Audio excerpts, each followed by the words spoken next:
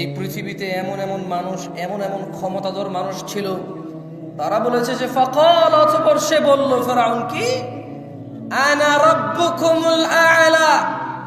ভাবা যায় একজন মানুষ পৃথিবীতে কতটা ত্রাস বিস্তার করেছিল, কত স্বৈর শাসক ছিল, কতটা স্বৈরাচারিতা ছিল তার ভিতরে, কত তার দাপট আর ক্ষমতা, তার কথার দাপট তার কতটুকু চলতো যে সে দেখলো যে তার উপরও তো কেউ নাই, এবং সে বলে উঠল ফাকাল আনা রাব্বুকুমুল আ'লা। সে বলল, আমি তোমাদের সবার উপরের রব। উনি একজন মানুষ ছিল, ফেরাউন কি ছিল? সে কি ছিল? আপনার ক্ষমতা আছে এই জায়গার এমপি বলার, চেয়ারম্যান বলার ক্ষমতা আছে আপনার? বলতে পারবেন যে এই এলাকায় আমি অমুক কথা বলছি, কোন মায়ের বেটা কি করতে পারবি? আগামী 1 মিনিটের মধ্যে মার খেয়ে যাবেন। বলবেন যে তোরা থাপ্পড় দিছি, কি করবি কর। আপনি বলবেন যে আমি এই জায়গায় দাঁড়াইছি, কোন মায়ের বেড়া আছে বসাইতে পারে? আরেকজন সে মুড়ে বলবে যে তোরা মুড়েলাম, তুই কি করতে পারি কর। কিন্তু ফেরাউন যখন বলেছিল ফাকাল আনা রাব্বুকুমুল আ'লা, আমি তোমাদের সবার উপরের রব, কারো ক্ষমতা ছিল না কিছু বলার। এত শক্তিশালী মানুষ কোথায় কোথায়? ক্লিন শেভ করে, ফজরের সালাতে ঘুমিয়ে থেকে, টাকনুর নিচে প্যান্ট পরে, রোনালদো রিভালদোর মতো চুল কেটে, নায়ক নায়িকা গায়ক গায়িকার মতো চলাফেরা জামা কাপড় পরে, নিজেকে অনেক স্মার্ট ও শক্তিশালী ভাবা যায়, ডিজিটাল ভাবা যায়, কিন্তু ফেরাউনের মতো ক্ষমতার চিন্তাও করা যায় না। চিন্তা, ওরকম মানুষ পানিতে ডুবে মরে গেছে। আরে কিসের এত ক্ষমতা? উষ্টা খেলে নখ ভেঙে যায়, গাড়ির নিচে পড়লে পিষে যেতে হয়, পানিতে পড়লে ডুবে যেতে হয়, ছাদ থেকে পড়লে দুমড়ে মুচড়ে যেতে হয়, আগুন লাগলে পুড়ে যেতে হয়। আমরা এত দুর্বল মানুষ, কিসের এত আমাদের ক্ষমতা? 20 কিলোমিটার বেগে দৌড়ানোর ক্ষমতা, অথচ আল্লাহ এই 2টা পা দিয়ে 60 বছর দাঁড় করায় রাখে, এমন পা যেখানে একটা কাঁটা ঢুকে যায়। এই একটা ছোট্ট কাঁটা আর সুই ঢুকে গেলে হাঁটার ক্ষমতা নাই কারো ব্যথায়। এত দুর্বল মানুষকে কে সোজা সাবলীল করে হাঁটায়? তাহলে ইবাদত কার হবে? উনি সালাতে ডাকলে ঘুমায় থাকার ক্ষমতা ওনার বান্দাদের আছে? যারা ঘুমিয়ে থাকে তারা কি কৃতজ্ঞ নাকি অকৃতজ্ঞ? আল্লাহ সুবহানাহু ওয়া তাআলা কোরআনুল কারীমে বলছে, ইয়াউমা লা ইয়ানফা'ু মালুন ওয়ালা বানুন, যেদিন ধন সম্পদ সন্তান সন্ততি কাজে আসবে না, ইল্লা মান আতাল্লাহা বিকলবিন সালিম, সেদিন শুধু উপকৃত হবে বিশুদ্ধ অন্তঃকরণ নিয়ে যে আল্লাহর কাছে যাবে। সিগারেট খোর, মদ খোর, জুয়ারি, নেশারি, মারামারি করা লোক, দুর্নীতিবাজ, ঘুষখোর, সুদখোর, মিথ্যাবাদী, মিথ্যুক, নাচ গান করনেওয়ালা, এদের হৃদয় বিশুদ্ধ নাকি 5 ওয়াক্ত সালাত আদায়কারী, সদা সত্যবাদী, আল্লাহ ভীরু, এদের হৃদয় বিশুদ্ধ? কার? যে জুমার দিন সর্বশ্রেষ্ঠ দিনকে কেন্দ্র করে শেভ করে, তার হৃদয় বিশুদ্ধ না? এদেশের শেভের দিন কোন দিন বলতে পারেন? এদেশের শেভের দিন কোন দিন বলতে পারেন? বিয়ের দিন শুক্রবার, শেভের দিন শুক্রবার। এই দেশে সিনেমা নাটক রিলিজ হয় কোন দিনে বলতে পারেন? কেন? সবার বন্ধ, সময় আছে সিনেমা দেখবে, এই জন্য শুক্রবারে সিনেমা নাটক বের হয় এদেশে। রমাদানের পর ঈদ আসে, ইবাদাহ, কুরবানি আসে, ইবাদাহ। ওরা জেনে গেছে, ইহুদি নাসারারা, মুনাফিকদের অনুসারীরা জেনে গেছে, এখানকার মুসলিমরা আল্লাহর পক্ষ থেকে দেওয়া আনন্দ, ঈদের আনন্দ, আল্লাহর ইবাদত সৎ পথে না থেকে সিনেমা নাটকে মজে উঠবে, মেতে উঠবে। তাই ওরা ঈদ কুরবানি কেন্দ্র করে ওরা সিনেমা নাটক বানায়। ওরা জানে সবার ছুটি, চাকরি নেই, বাকরি নেই, বেতন আছে। এমন সুযোগের সময় ওরা নিজ পিতামাতা, নিজের কোরআনের অজ্ঞতা দূর করবে না, আলিফ বাতা বলতে পারে না তা শিখবে না, সালাতের রুকু, এই যে আহকাম হুকুমগুলো ওরা জানে না, তাসবিহ তাহলিলগুলো ওরা জানে না, ওরা শিখবে না, ওরা সিনেমা নাটক দেখবে। মুনাফিকদের অনুসারীরা জেনে গেছে যে আমরা নামে মুসলমান, সময় পেলেই সিনেমা দেখব, সময় পেলেই নাটক দেখব। এই জন্য ওরা জানে কখন আমাদের বন্ধ, সে অনুযায়ী সিনেমা নাটক ওরা করে। এ হচ্ছে আমাদের ইমেজ মুনাফিকদের অনুসারীদের, শয়তানদের অনুসারীদের কাছে। ওরা জেনে গেছে আমরা কখন শেভ করি, ওরা জেনে গেছে আমরা কখন সিনেমা নাটক দেখি, সে অনুযায়ী ওরা আমাদের জন্য বানায়। আল্লাহ বলছেন ইয়াউমা লা ইয়ানফাউ মালুন ওয়ালা বানুন। ও পাঁচ সন্তানের পিতা, ও জজ ব্যারিস্টারের পিতা, ও এমপি মন্ত্রীর পিতা, ও ব্যবসায়ী ধনাঢ্য ধন সম্পদশালীর পিতা, ইয়াউমা লা ইয়ানফা, সেদিন কোন কাজে আসবে না, মালুন ওয়ালা বানুন, সম্পদ এবং সন্তান, ইল্লা মান আতাল্লাহা বিকলবিন সালিম, সেদিন শুধু উপকৃত হবে যে আল্লাহর কাছে একটা বিশুদ্ধ সুন্দর পরিষ্কার অন্তর নিয়ে হাজির হবে। ওয়াউজলিফাতিল জান্নাতু লিল মুত্তাকিন, আল্লাহ ভীরুদের জন্য জান্নাতকে নিকটবর্তী করা হবে। ওয়াবুররিজাতিল জাহিমু লিল গাওয়িন, ওয়াবুররিজাতিল জাহিমু লিল গাওয়িন, এবং পথ ভ্রষ্টদের জন্য জাহান্নামকে উন্মোচিত করা হবে। লা হাওলা ওয়ালা কুওয়াতা ইল্লা বিল্লাহ। তাহলে পথ ভ্রষ্টের জন্য সেদিন কি করবে আল্লাহ? আপনারা কি শোনেন নাই আমি কি বলছি? জাহান্নামকে কি করবে? খুলবে। জাহান্নামকে কি করবে? খুলবে, মেলে ধরবে, উন্মোচিত করবে আল্লাহ সুবহানাহু ওয়া তাআলা পথ ভ্রষ্টদের জন্য। ওয়াকিলা লাহুম, এবং ওদের তিনি সুবহানাহু ওয়া তাআলা বলবে, আইনামা কুনতুম তা'বুদুন, তারা কোথায় যাদের তোমরা ইবাদত করতে, মিন দুনিল্লাহ, আল্লাহর পরিবর্তে যাদের তোমরা ইবাদত করতে। আল্লাহ তার রাসূল বলেছে ডান হাতে খেতে, তুমি বাম হাতে খাও, কারণ সিনেমার নায়ক বাম হাতে খায়। আল্লাহ নবী সাল্লাল্লাহু আলাইহি সাল্লাম চুল একরকম কাটতে বলেছে, তুমি এটার মধ্যে এমনি উমনি আইকা উইকা ছোট, এখান দিয়ে ওখান দিয়ে বড়, এখান দিয়ে হ্যান, এখান দিয়ে তেন, এখান দিয়ে লাল, ওখান দিয়ে নীল, এখান দিয়ে বেগুনি। কেন? তোমাকে রোনালদো রিভালদো বলছে, তোমাকে সিনেমার নায়ক নায়িকা গায়ক গায়িকা বলছে এমনি যদি চুল কাটো তাইলে না তোমার সুন্দর লাগে। তিনি সাল্লাল্লাহু আলাইহি ওয়াসাল্লাম বলেছে, ওয়াগফিরুল্লাহ, ও আমার উম্মতরা, দাড়িকে মাফ করে দাও, ক্ষমা করে দাও দাড়িকে। ওয়াফুল্লাহ, দাড়িকে লটকাও, যতটুকু ঝুলে ঝুলাও এটাকে। তুমি বলো সিনেমার নায়ক বলেছে, যখন তুমি একেবারে এটাকে শেপ করে ক্লিন করে সিদ্ধ ডিমের মতো হয়ে যাবা, তখন তোমার সুন্দর লাগবে। ভাই তোমার কেমন লাগে জানি না, আমি ব্যঙ্গ করে বলছি না। বহু মানুষ দেখছি দাঁড়িয়ে আছে, এরপরে শেভ করার পরে মনে হয় যেন ডিম ছুলে ফেলছে, এরকম আলু ছুলে ফেলছে, এরকম লাগে। আমি ব্যঙ্গ করে বলছি না, বললাম আমার এরকম লাগে। আর কি আমার হয়তো এটা আমার প্রবলেম, হয়তো আমার হীন মন মানসিকতা, হয়তো আমার ছোট নিচ মন মানসিকতা। আমি আন্তরিকভাবে ক্ষমা চাচ্ছি আমার এই নিচ মন মানসিকতার জন্য। তবে আমার এমনই মনে হয়, দেখলে তোমার কাছে মনে হয় এখন লাভ দিলে 10 হাত উপরে উঠে যাবা, শেভ করছো, ক্ষমতা বেড়ে গেছে। যে মেয়েরে প্রপোজাল করবা সে মেয়ে আর ফিরাইতে পারবে না। যেখানে চাকরির জন্য সিভি ড্রপ করবা, এখন চাকরি হয়ে যাবে তোমার। এখন যদি তুমি কারোর সাথে ঘুষাঘুষি মারামারি লেগে যাও, তোমার শক্তি বেড়ে যাবে, তুমি জিতে যাবা।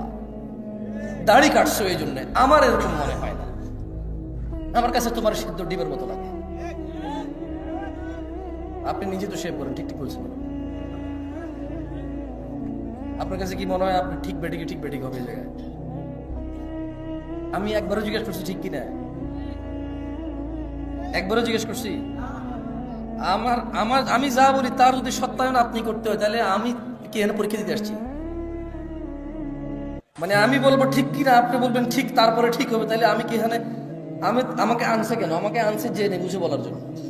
এবার যদি আমার বলায় ভুল হয় আপনি সংশোধন করে দেবেন, আমি আপনাকে ঠিক বেঠিক জিজ্ঞেস করবো কেন? আমি পাগল যে আপনারা বলবো ঠিক, আপনি ঠিক বললে আমার গা গরম হয়ে যাবে। ও আল্লাহ, কত মানুষ ঠিক বলে। হ্যাঁ, এভাবে ঠিক ব্যাঠিক হয় না ভাই। এই পুরো পৃথিবীর সব মানুষ যদি কোনো একটা ঠিককে ব্যাঠিক বলে, এটা ঠিক থেকে যাবে। এই পুরো পৃথিবীর সব মানুষ যদি একটা ব্যাঠিককে ঠিক বলে, এটা ব্যাঠিক থেকে যাবে।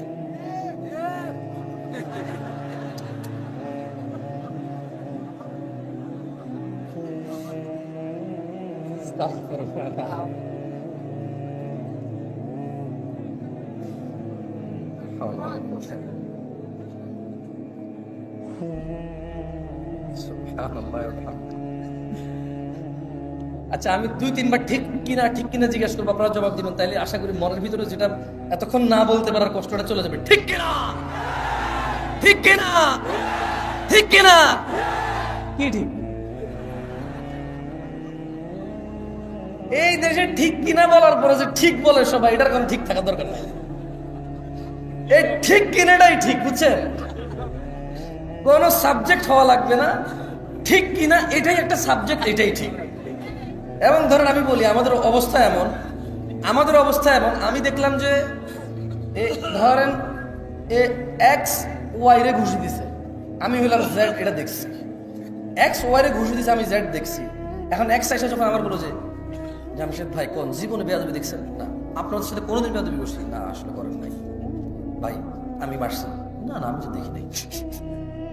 কেন আমার বিচারক মানছে তো, একদম জীবন আমার সাথে বেয়াদবি করে নাই। আপনাদের সামনে জীবনে বেয়াদবি করছি কোনোদিন? 2 কথা হয়েছে ভাই, কোন ভাই? এগুলোকে যখন যখন ফুলাই আমার সাক্ষী মানে না না না, আসলে বেয়াদবি কোনোদিন করেন না ভাই আপনি। তো এগুলো হচ্ছে আমাদের মানে একেবারে রক্তে মিশে গেছে জিনিসগুলা। অন্যায় দেখার পরেও যখন আমার বিচারক মানা হয়, আমি বলি না, ছেলেটা তো সম্মান করছে আমার। মানে সিগারেট আল্লাহর সামনে খায়, কার সামনে খায়? আল্লাহর সামনে খায়, এটাতে বেয়াদবি নাই। বলে ছেলে খুব ভালো, জীবনেও বেয়াদবি করে নাই, মাঝে মধ্যে সিগারেট খায় মনে হয়, আমাকে দেখি ভাবে হাত এইভাবে রেখে দেয় পিছনে, হ্যাঁ, মানে আমার সামনে খায় না। এই হলো যে ছেলের আদব, ওনার সামনে খায় না, এই জন্য ছেলের আদব। আল্লাহর সামনে খায় কোনো সমস্যা নেই। আল্লাহ আমাদেরকে বুঝে তৌফিক দান করে। যাই হোক, শোনো ছোট ভাই আমার, তোমাদের সামান্য কিছু নসিহত করে চলে যাব। আমার প্রাণ প্রিয় দিনী ভাই, আল্লাহ সুবহানাহু ওয়া তাআলা আমাদের সৃষ্টি করেছেন সুন্দরতম অবয়বে, এবং তিনি যেভাবে চেয়েছেন ঠিক সেভাবেই তিনি আমাদের সৃষ্টি করেছেন। যেমনটা তিনি কোরআনুল কারীমে বলেন, হুয়াল্লাযী ইউসাউবিরুকুম ফিল আরহামি কাইফা ইয়াশা, তিনি মাতৃগর্ভে যেভাবে ইচ্ছা তোমাদের আকৃতি গঠন করেন। আমাদের আকৃতি কে গঠন করেছে? বিয়ে শাদী, অমুক মেয়ে সুন্দরী, অমুক ছেলে সুন্দর, এই জন্য তোমার সময় আসার অপেক্ষা না করে জেনা ব্যভিচারে লিপ্ত হয়ে, দাঙ্গা ফাসাদে লিপ্ত হয়ে যেও না। তিনি সুবহানাহু ওয়া তাআলা যেভাবে খুশি, উনি যেটা ইচ্ছা করেছেন, পছন্দ করেছেন, এভাবেই তিনি মেয়ে অথবা ছেলে, তোমাকে অথবা তোমার বোনকে, তোমাকে অথবা তোমার স্ত্রীকে, তোমার বাবা অথবা তোমার মাকে সৃষ্টি করেছেন, যেভাবে তিনি ইচ্ছা করেছেন। সময় আসার পূর্বে জেনা ব্যভিচারে লিপ্ত হয়ে সমাজ জাতি বিশৃঙ্খল করে তুলিও না তোমরা। সামাজিক ফিতনা ফাসাদ, পারিবারিক দ্বন্দ্বে তোমরা নিজেরা একে অপরের ধ্বংস কামনা করিও না। গান বাজনা থেকে বিরত থাকো। ইয়া শিবাব, হে যুবকরা, আহলুল মুনাফিকদের ফাঁদে পা দিও না। তারা চায় তোমরা গান বাজনায় মেতে থাকো, অথচ আল্লাহ সুবহানাহু ওয়া তাআলা সূরা লুকমানে বলেন, ومن الناس من يشتري لهو الحديث ليضل عن سبيل الله بغير علم ويتخذها هزوا أولئك لهم عذاب مهين। আর মানুষের মধ্যে কেউ কেউ আল্লাহর পথ থেকে বিচ্যুত করার জন্য অসার বাক্য কিনে নেয় জ্ঞান ছাড়াই, এবং আল্লাহর দেখানো পথ নিয়ে ঠাট্টা বিরূপে মেতে ওঠে। তাদের জন্য রয়েছে অবমাননাকর শাস্তি। রাসূল সাল্লাল্লাহু আলাইহি সাল্লাম বলেন, আমার উম্মতের কিছু লোক মদের নাম পাল্টিয়ে তা পান করবে। তাদের সামনে গায়িকারা বিভিন্ন বাদ্যযন্ত্র সহকারে গান করবে। আল্লাহ তাআলা তাদের ভূগর্ভে বিলীন করে দেবেন এবং কিছুকে আকৃতি বিকৃত করে দেবেন। ইয়া শিবাব, গান বাজনা থেকে বিরত থাকো। আহলুল মুনাফিকরা চায় তোমরা তোমাদের সুন্দর জীবন ও যৌবন গান বাজনায় মেতে উঠে গান বাজনায় ভুলে গিয়ে নিজেদের ভবিষ্যৎ, নিজেদের দিন, আখলাক, চরিত্র, নিজেদের জীবনের গুরুত্ব, যৌবন তোমরা বিসর্জন দাও। তারা চায় তোমরা, তারা যেভাবে নাচে সেভাবে নাচো, যেভাবে নাচায় সেভাবে নাচো। তোমরা তাদের অ্যালগরিদমে চলে আসো। তারা আজকে এই গান, কালকে ওই গান, আজকে এই সিনেমা, কালকে ওই সিনেমা, পরশু অমুক সিনেমা চলে আসছে, আসতেছে, আসবে, বানাইছে, বানাবে, বানাতে পারে। তোমাদের একটা চক্রের ভিতরে তারা রেখে দিয়েছে। ইয়া শিবাব, হে যুবকরা, আহলুল মুনাফিকদের ফাঁদে পা দিও না। তার চেয়ে তারা চায় তোমরা নেশায় মত্ত হয়ে তোমরা তোমাদের জীবনটাকে জাহান্নামের দিকে ঠেলে দাও। তারা চায় তোমরা নেশায় মত্ত হয়ে, নেশায় নিজেকে উজাড় করে দিয়ে, উৎসর্গ করে দিয়ে তারা চায় তোমরা জাহান্নামের নিকটবর্তী হয়ে, জাহান্নামের গভীরে, গহ্বরে তোমরা বিলীন হয়ে যাও। তারা চায় তোমরা শয়তানের ফাঁদে পা দাও, তোমরা আল্লাহ দ্রোহিতায় মেতে ওঠো। তারা চায় তোমরা নেশা করে আল্লাহ তার রাসূলের দ্রোহিতায় মেতে ওঠো। অথচ আল্লাহ সুবহানাহু ওয়া তাআলা চায় তোমরা সফল হও, সফলতার দিকে আসো। তিনি সুবহানাহু ওয়া তাআলা বলেন, ইয়া আইয়ুহাল্লাযীনা আমানু, হে তোমরা যারা ঈমান এনেছো। কারা কারা আমরা ঈমান এনেছি রবের প্রতি? তাকবীর! ঈমান এনেছি কারা কারা? কার প্রতি ঈমান আনছি? তিনি আরশের মালিককে, বিচার দিবসের মালিককে, জান্নাত জাহান্নামের মালিককে, সুস্থতাকারীকে, রিজিক দাতাকে আমরা ওনার প্রতি ঈমান আনছি। তিনি বলছেন ইয়া আইয়ুহাল্লাযীনা আমানু। তাহলে আমাদেরকে বলছেন, যারা আমরা ঈমান আনছি সবাইকে বলেন। যে বেঈমান, মুশরিক, কাফের, ওকে বলেনি। তিনি সুবহানাহু ওয়া তাআলা আমাকে, আপনাকে, আমাদের, আমরা যারা ঈমান এনেছি ওদেরকে বলছেন যে ইন্নামাল খামরু ওয়াল মাইসির ওয়াল আনসাবু ওয়াল আজলামু রিজসুম মিন আমালিশ শাইতান ইয়া আইয়ুহাল্লাযীনা আমানু ফাজতানিবু। হে তোমরা যারা ঈমান এনেছো, নিশ্চয়ই মদ, জুয়া, মূর্তি পূজার বেদী ও ভাগ্য নির্ণয় করা তো কেবল ঘৃণার বস্তু, শয়তানের কাজ। ফাজতানিবু, তোমরা এটা থেকে বিরত থাকো, তোমরা এটা বর্জন করো। ফাজতানিবু লাআল্লাকুম তুফলিহুন, মদ, জুয়া এগুলো তোমরা বর্জন করো। লাআল্লাকুম তুফলিহুন, যাতে তোমরা সফল হও। মুনাফিকরা চায় মদ, জুয়া, খেলাধুলা, হাসি তামাশায় আমরা আমাদের জীবনটাকে বিলিয়ে দেই, উৎসর্গ করে দেই। জাহান্নামের অধল নিচে আমরা নিজেদেরকে, কি বলে এটাকে, মানে আমরা জাহান্নামের নিম্ন পর্যায়ে পৌঁছে যাই। এটা হচ্ছে মুনাফিকদের চাহিদা। গান বাজনা, নেশা, জুয়া এগুলো দিয়ে আমাদের কি করবে? মোবাইলে জুয়া খেলা যায় কিনা? এখন খেলা তোমরা? কেউ কে হ্যাঁ বলছে না? আপনি কিছু বলবেন? ঠিক আছে। রাসূল সাল্লাল্লাহু আলাইহি সাল্লাম বলেছেন, আমার উম্মতের মধ্যে এমন অনেক সম্প্রদায় হবে। কি হবে? একটু আমার সাথে বলিয়েন। রাসূল সাল্লাল্লাহু আলাইহি সাল্লাম বলেছে, আমার উম্মতের মধ্যে অনেক সম্প্রদায় হবে। কি হবে? যারা জিনা, ব্যভিচার, রেশমি কাপড় ব্যবহার, মদ, পান ও গান বাদ্যকে হালাল করে নেবে। কি কি হালাল করবে? মদ, জুয়া। কি? মদ, জুয়া এবং জিনা, ব্যভিচার। বলেন, জিনা, ব্যভিচার, এগুলোকে হালাল করে নেবে। যেমন আজকের দিনে কোনো ছেলে যদি পার্কে, আজকের দিনে কোনো মেয়ে ছেলে যদি পার্কে হাত ধরে হাঁটে, ওরা কি এটাকে জিনা মনে করে? আজকের দিনে কোনো ছেলে মেয়ে বিবাহ করেনি, ভিডিও কলে কথা বলে, ওরা কি এটাকে জিনা মনে করে?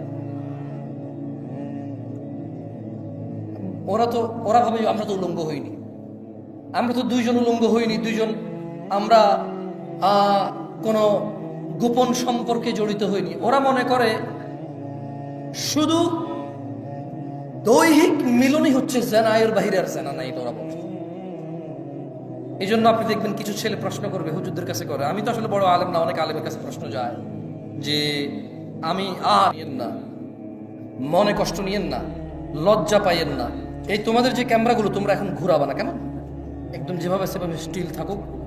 আমি কাউকে লজ্জা দিতে চাই না। যাদের হাতে মোবাইল আছে বন্ধ করে দাও, 2 মিনিটের জন্য আবার তোমরা চালু করি, আমি একটা পরীক্ষা নেব।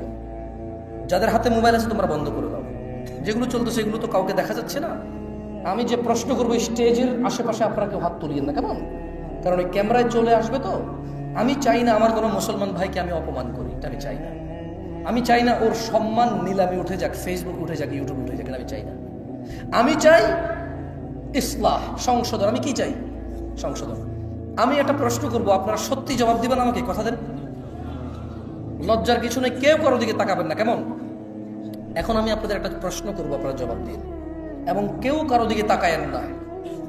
এটা দুষ্টামির কিছু না, এটা আফসোসের কিছু, এটা লজ্জাস্কর কিছু, এটা মানে মাথা নত হয়ে নাকে খত দেওয়ার চাইতে বেশি লজ্জাস্কর কিছু আমি জিজ্ঞেস করি। এটা আফসোস, আফসোসের কিছু, হাসি তামাশার কিছু হবে না। তবে আমি অনুরোধ করবো, কেউ কারো দিকে তাকাবেন না, কেউ কারো দিকে ক্যামেরা করবেন না, সত্যি করে জবাব দিবেন। আমি শুধু ইসলাহের জন্য জিজ্ঞেস করতেছি, যারা যারা আজকে ঈশান নামাজ পড়েন নাই এখনো, রাতের বাজে 11:30, যারা যারা আজকে ঈশান নামাজ এখনো পড়েন নাই তারা তারা হাত তোলেন। কেউ কারো দিকে তাকায়েন না, কেউ কারো দিকে তাকায়েন না, সবাই নিচের দিকে, নিচের দিকে তাকান। নামান, ওয়াল্লাহি যা আমি দেখছি, আমি এই স্টেজ থেকে যা দেখছি, এরা যা দেখছে, তা যদি আপনারা সামনের যারা আছেন দেখতেন, লজ্জায় মাথা নত হয়ে যেত। এ হচ্ছে আমাদের ইসলাম, এ হচ্ছে আমাদের ইসলাম। বাবার লজ্জা করে না তার ছেলে বেনামাজি, শ্বশুরের লজ্জা করে না তার মেয়ের জামাই বেনামাজি, মেয়ের জামাই লজ্জা করে না শ্বশুর বেনামাজি, বড় ভাইয়ের লজ্জা করে না ছোট ভাই বেনামাজি, ছোট ভাইয়ের লজ্জা করে না বড় ভাইয়ের সামনে বেনামাজি। সমাজের চেয়ারম্যান মেম্বার নামাজ চলা অবস্থায় তার জনগণের সামনে সে বেনামাজি অবস্থায় বসে থাকে, অথচ সে জনপ্রতিনিধি। বিচারকের লজ্জা করে না ওই সম্মানজনক জায়গা থেকে সে বেনামাজি। বিবাহের মধ্যে দোষের মধ্যে আসে না যে ছেলে নামাজ পড়ে না, এখানে বিবাহ দেওয়া যাবে না, এটা দোষের মধ্যে পড়ে না। এদেশে ব্যবসা বাণিজ্যের পার্টনারশিপ করার জন্য, চাকরি বাকরি করার জন্য সলাতি ছেলেকে গুরুত্ব দেওয়া হয় না, কারণ এদেশের মানুষ বলে বোরখার ভিতরে শয়তান বেশি, নামাজেরই বেশি খারাপ। ও নিজে নামাজ আদায় করে না তো এই জন্য এটা বলে, অথচ ও জানে না খারাপ আমরা সবাই, মুশরিক ও গুনাহগার। খারাপ আমরা সবাই, মুশরিক ও গুনাহগার, এটা এক বিষয়, আর মুসলিম ও গুনাহগার এটা আরেক বিষয়। ওকে আমরা বাংলা ভাষায় বয়ান করে বুঝাইতে এখন পর্যন্ত সক্ষম হইনি।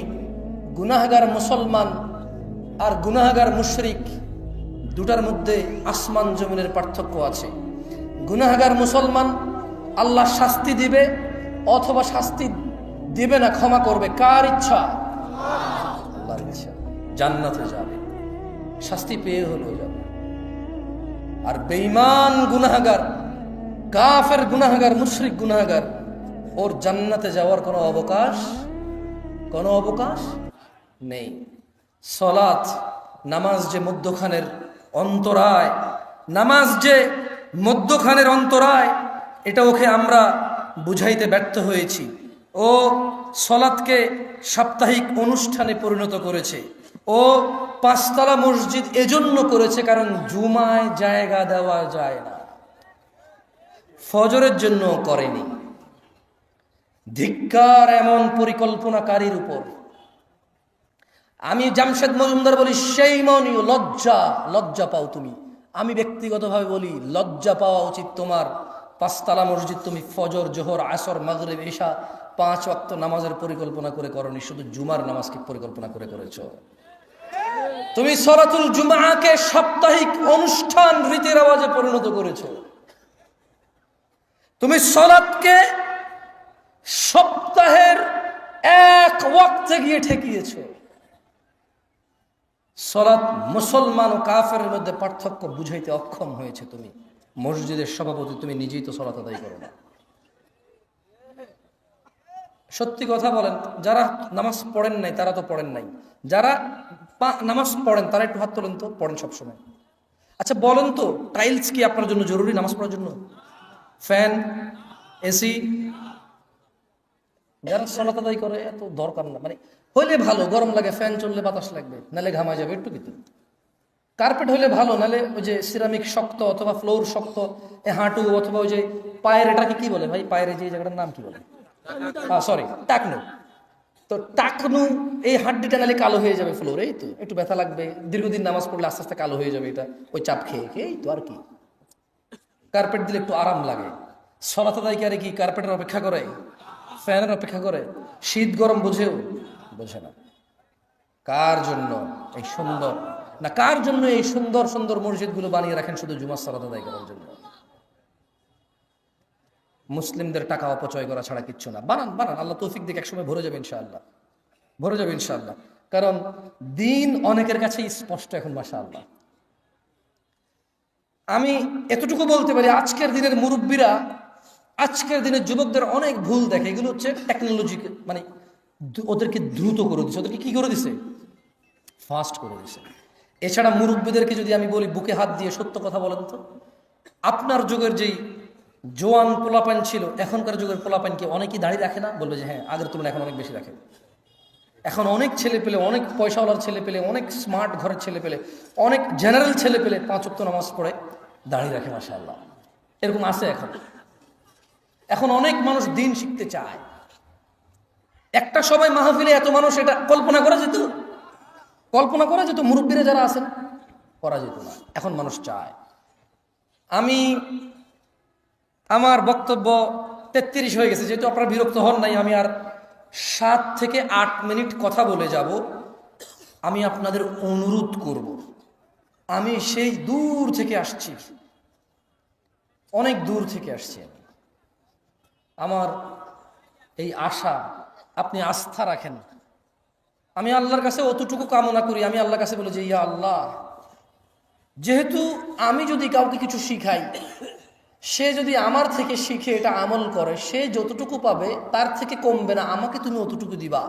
সেজন্য আমি আল্লাহর কাছে দোয়া করি, আল্লাহ আমি যা শিখাই মানুষকে তুমি তা শিখে মানার তৌফিক দান করো, এবং আমাকেও তা পালন করার সর্বোচ্চ তৌফিক দান করো। 6 থেকে 7 মিনিট বা 10 মিনিট কথা বলবো, মনোযোগ দিয়ে শোনেন, দেখেন আপনার জীবন পরিবর্তন হয় কিনা। যদি এতে না হয়, আপনি চেষ্টা করিয়েন, যাতে ইলম অর্জন করার চেষ্টা করেন, যাতে আপনার জীবনটা পরিবর্তন হয়। ইলম ছাড়া জীবন পরিবর্তন আসবে না। আন আবি হুরায়রা রাদিয়াল্লাহু আনহু قال, আপনারা সবাই আছেন? মনোযোগ সহকারে বলেন বিসমিল্লাহ। সুবহানাল্লাহ, সুবহানাল্লাহি ওয়া বিহামদিহি, সুবহানাল্লাহিল আযীম, সুবহানাল্লাহি ওয়া বিহামদিহি, সুবহানাল্লাহিল আযীম। বলেন আল্লাহুম্মা সাল্লি আলা মুহাম্মদ ওয়া আলা আলি মুহাম্মদ কামা সাল্লাইতা আলা ইব্রাহিম ওয়া আলা আলি ইব্রাহিম ইন্নাকা হামিদুম মাজিদ। আল্লাহুম্মা বারিক আলা মুহাম্মদ ওয়া আলা আলি মুহাম্মদ কামা বারাকতা আলা ইব্রাহিম ওয়া আলা আলি ইব্রাহিম ইন্নাকা হামিদুম মাজিদ। দেখেন, আপনাকে কি দিতে পারবো ভাই আমি জানি না, তবে এতটুকু বলি, আল্লাহ নবী সাল্লাল্লাহু আলাইহি ওয়াসাল্লাম বলেছে সুবহানাল্লাহ একবার পড়লে আসমান জমিনের খালি জায়গা নেকিতে পূর্ণ হয়ে যায়। সো আপনি এটা বলছেন, আলহামদুলিল্লাহ। এরপর বলছে আলহামদুলিল্লাহ তামলাউল মিজান। আলহামদুলিল্লাহ বললে কিয়ামতের মাঠে যে পাল্লা হবে, মাপবে, গুনাহ এবং নেকি মাপবে। আলহামদুলিল্লাহ তামলাউল মিজান, আলহামদুলিল্লাহ শব্দটা বললে মিজান ভারী হয়ে যায়। সো এই জন্য আলহামদুলিল্লাহ বলাইছি, সুবহানাল্লাহ বলাইছি। ওই জিকির করাই নাই আর কি, শিখাইছি। জিকির করে নাই, বলো লা ইলাহা, এগুলো করে না, ওটা করি নাই আর কি, শিখাই দিছি যে সুবহানাল্লাহ বলিয়েন, আসমান জমিনের খালি জায়গা পূর্ণ হবে নাকি দিয়ে। এবং ওই যে দুরূদ যদি কেউ একবার পড়ে, কয়বার? 10 বার রহমত নাজিল হবে। কয়বার? সরি, 10টা রহমত। কয়টা? 10টা গুনাহ ক্ষমা হবে। মর্যাদা বৃদ্ধি হবে। তো যদি আজকের মাহফিল থেকে যে বলেন যে কি পাইছি, আমি ভাই আপনাকে মুসলমান থাকার মিনিমাম উপায় বলবো, মানে এরপরে আপনি আর মুসলমান না, এরপরে আপনি আর মুমিন না, এটা মিনিমাম। এটা কি আমি এখন যেটা বলবো এটা হচ্ছে মানে মুসলমান আর কাফের, মুনাফিক আর মুসলমান, মুশরিক আর মুসলমানের মধ্যে পার্থক্যটা দিয়ে যাব আপনাকে। এবার আপনি সিদ্ধান্ত নেবেন আপনি কি মুসলমান হয়ে থাকবেন, মুমিন হয়ে থাকবেন, মুত্তাকি হয়ে থাকবেন, নাকি কাফের মুনাফিক মুশরিক হয়ে পৃথিবী থেকে বিদায় নেবেন। সিদ্ধান্ত কার? আপনাদের। যাই হোক,